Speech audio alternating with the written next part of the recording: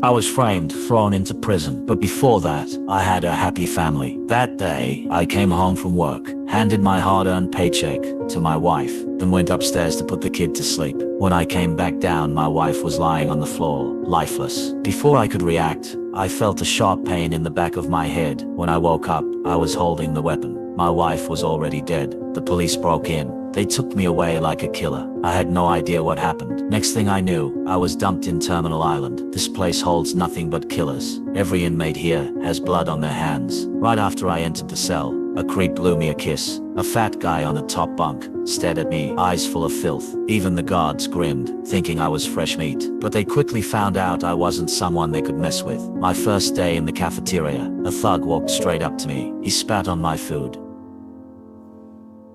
I swallowed my anger, didn't want trouble, but the insults kept coming worse and louder. I snapped, swung my tray, and dropped him. A bald guy tried to jump me. I drove my knee into his leg. Another one landed a punch. I was ready to strike back. The guards rushed in and shut it down just in time. They dragged me to the warden. She was watching the fight footage, but she didn't mention punishment. She had other plans. I used to be a top race car driver. She wanted me in the death race game of blood, for freedom. They stream it live and profit from the carnage. I didn't want any part of it until she said it. Win 5 races and walk free. I still had something to do. My wife was dead. Someone had to pay. So I agreed. She brought me to the garage, introduced me to Zeus, the mechanic, and told me to get ready. The rules were simple. 3 races, 2 to survive, 1 for speed. If you're alive, you win. But the drivers, they were monsters. The bald Chinese-American MIT genius, deadly behind the wheel. Then 21 from the Brotherhood. Rumor says he killed 9 racers. The worst of them all, Roman Black, gang leader, born racer,